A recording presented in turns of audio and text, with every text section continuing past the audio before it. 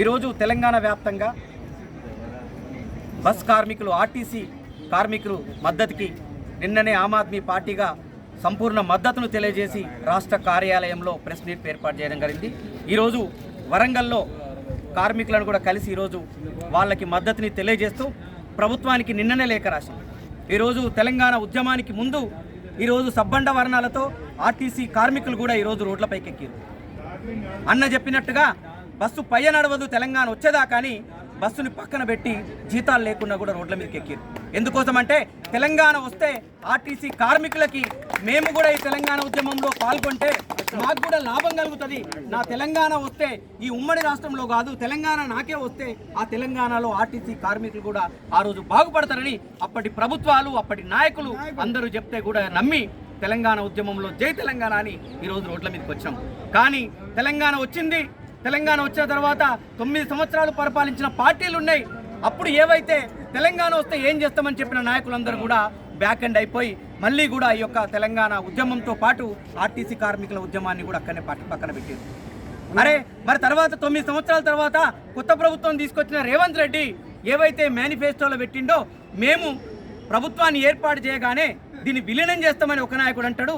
ఇంకో నాయకుడు ఏమని చెప్తాడు, ప్రైవేటీకరణ చేస్తాను ఒక నాయకుడు అంటే ప్రభుత్వంలో ఓటేయక ముందు ఒక మాట, ఓటు వేసిన తర్వాత కూడా ఒక మాట, అంటే ద్వంద్వ వైఖరితోటి ఈరోజు కాంగ్రెస్ ప్రభుత్వం ఉంది. నిజంగానే చిత్తశుద్ధి ఉంటే మీరు వీళ్ళని పిలిపించే ఉండే. అన్న పొన్నం ప్రభాకర్ అన్న నీకు తెలంగాణ ఉద్యమం మీద చాలా మంచి అభిప్రాయం ఉంది.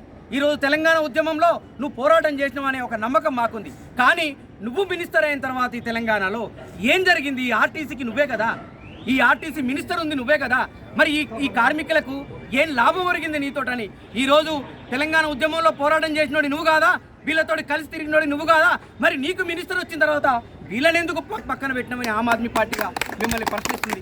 మీరే కదా వీళ్ళని ప్రభుత్వం విలీనం చేస్తా అన్నది, మీరే కదా వాళ్ళకి ఆరోగ్య భద్రత ఇస్తా అన్నది.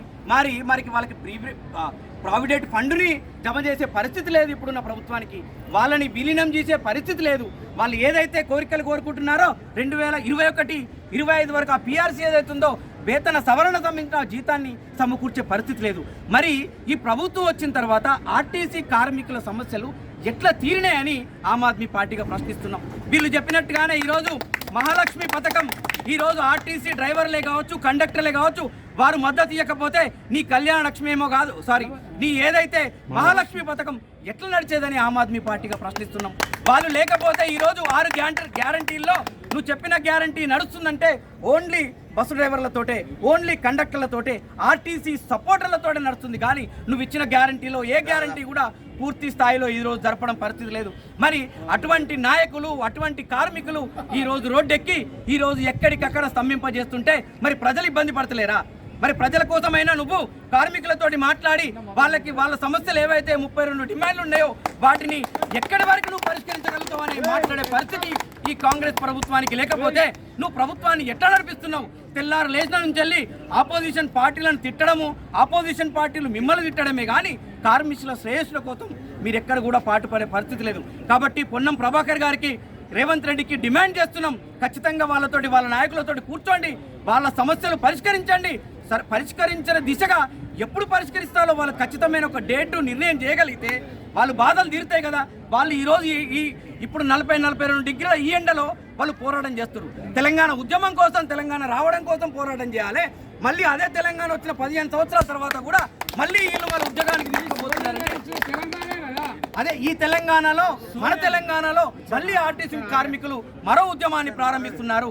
ఆమ్ ఆద్మీ పార్టీగా ఎక్కడికక్కడ కూడా అన్ని జిల్లా నాయకులకు కూడా పిలుపునిస్తున్నాం. నిన్ననే మళ్ళీ కూడా పిలుపునిస్తున్నాం. ఆర్టీసీ కార్మికులతోటి ఆమ్ ఆద్మీ పార్టీ నాయకులందరూ కూడా మమేకమై వాళ్ళ సమస్యలు తీరేదాకా పోరాటం చేస్తామని తెలియజేస్తూ ఆర్టీసీ కార్మికుల ఐక్యత వర్ధిల్లాలి, ఆర్టీసీ చేసి ఐక్యత వర్ధిల్లాలి, తెలంగాణ ఆర్టీసీ కార్మికుల ఐక్యత వర్ధిల్లాలని కోరుతున్నాం.